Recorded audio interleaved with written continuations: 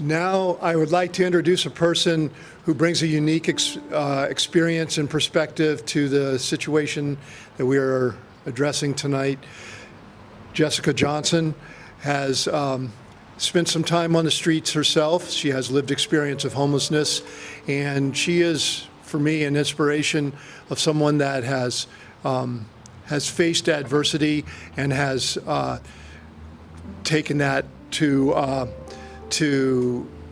has overcome many barriers and taken it to a place where she is now running her own nonprofit, and has come here tonight to talk to us a little bit about what that experience was, and to share that with you so we can understand a little better about what we're talking about. So, Jessica, please come on up and join us.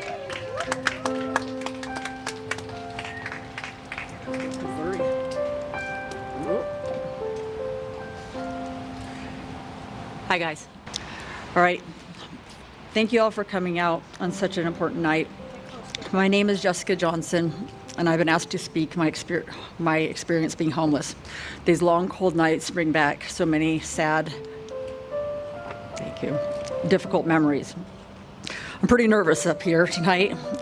Though I'm one of the lucky ones that made it off the streets alive, I still struggle with long-term psychosis from my drug use. I hear voices like loudspeakers screaming at me, and sometimes it makes it very difficult to concentrate and verbalize what I want to say. Typically, I wear headphones to drown them out, but I can't do that up here, so bear with me if I suddenly stop for a moment while I gather my own thoughts. 11 years ago, I was a very different person living a very different life. I was living in a tent, shooting meth. I started hallucinating and hearing voices. In the throes of my addiction, I didn't know what was happening. I would ride my bike endlessly looking for places to get out of the cold. I'd hang out in hotel lobbies, hoping I wouldn't get kicked out. I stayed in dumpsters and slept in abandoned buildings. I shared body heat with others I hardly knew in tents to keep warm. I had no car, no license. I pushed shopping carts and pulled trailers behind my bike, filled with junk I'd pull out of dumpsters that I thought was valuable and important. I hadn't worked for several years. I hadn't seen my daughter for over a year. I showered once a month at a church. Instead of being called daughter, mother, sister, or friend, the attributes assigned to me were a liar, a cheat, thief, mentally ill, and a drug addict. I had burned all my bridges. I had no place to go, but I did go places for sure. I was in and out of jail. Yep. Some days I would leave in the morning and I'd go back the same day. I accumulated thousands in court fines and probation violations. I frequently went to the hospital handcuffed to a gurney. I walked the streets carrying a stethoscope, following voices. I cut holes in mattresses, thinking people were buried in them. At one point, I carried a machete down the street, in the middle of the street, thinking people were going to kill me. I called the cops on myself, believing that my family had been kidnapped, and even leaving ransom jewelry on the side of the road. I hurt others, and I let a lot of others hurt me and abuse me. I had lost a lot of friends out on the streets, and there are still so many without homes. Many here recognize the financial costs this crisis has on our community. I certainly do. But I stand here tonight to show others that people can rise up and change. They can become contributing members of society, and they can give back and help others, even when they have daily strugglers of mental illness. But at the core, addressing homeless is about caring. I remember the few people that took the time to care, those strangers who stopped on the side of the road when I was passed out at a bus stop to give me some food.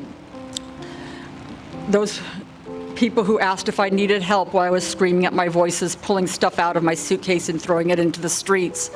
Thank you to the stranger who brought me some Starbucks one day for whatever reason. The coffee was a game changer. And thanks to McDonald's coffee, instead of a morning ritual of getting my fix, I made a routine of getting my $1 coffee with a free refill, and coffee definitely helped me remain sober. The biggest shift happened on October 15th, 2013. A powerful force of energy ran through my head. Amazing grace. I don't know, but I have not had one craving to use hard drugs or drink in 11 years.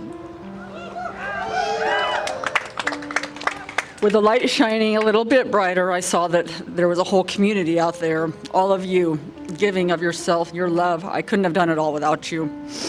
As a present member of this community, am able to follow my passion to help others in need, especially those who struggle with mental illness and substance abuse, since I can definitely relate. Which I wish for everyone to remember is people don't choose to be addicts or have a mental illness. There's not one person grappling with substance abuse that took their first drink or that first drug and announced, now I'm going to be a drug addict. Addiction sneaks up on you until it has you by the throat, plunged into darkness and hopelessness. This community holds the candle that leads them out of their darkness. Those working in the area of addressing homelessness and housing insecurity recognize that everyone's path is different. Not everyone on the streets is an addict or mentally ill. Many are paycheck away from being houseless. We all know how imperative that the money is directed to compassionate emergency detox, mental illness, or mental health and addiction services. Housing, providing nutritional food, providing treatment and education. Again, an important part of my healing process is giving back and helping others. In the beginning of my sobriety, I'd go from tent to tent, checking on folks, passing out blankets and clothing I'd collected, and I'd be the person to listen, to care, and point folks to resources. In 2021, I started a nonprofit called mudblosmconnections. But because of my ongoing struggles with mental illness, I could not do any of these projects without the unflinching help from my board members, my mother, my friends, and my volunteers. Thank you all. Our biggest accomplishment for Mud Blossom is Mud Blossom has joined with Kroger, Fred Meyer, Zero Waste, Zero Hunger program. From just one store this last year alone, Mud Blossom has collected over 100,000 pounds of food that would otherwise have gone to a landfill. Many of you are familiar faces because I deliver food to your organization, to the houseless, to sober living houses, to transitional housing and families in need. We are the lucky ones. We get to change lives one person at a time.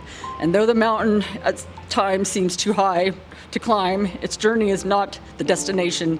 There are switchbacks and setbacks, but the accumulated small triumphs give us a greater view and expansive insight as to what could be if we all continue to work together. The individual rewards are invaluable. Now I have a healthy relationship with my family and friends. I have a tribe that loves me and supports me. I have an amazing daughter back in my life. I have my license and car. I'm contributing to learn videography. I play music, I do art, and I smile. And I'm honest and I'm accountable. I'm passionate about helping others rise up. Housing first must remain a forefront of change. It remains a long-term goal of Mud Blossom Connections to continue to work with all of you and ultimately get the necessary funding through grants and donations to provide affordable transitional housing and educational awareness. We need to continue to work on the causes of homelessness, whether it be childhood abuse, poverty, drugs, deteriorating educational system, or lack of mental health counseling, or lack of affordable housing and good nutrition. We need to continue to work together because it's going to take all of us to truly change the way society cares for its most vulnerable people. Thanks again to every one of you for being here tonight. It's the same team, guys. Peace and healing to all of us.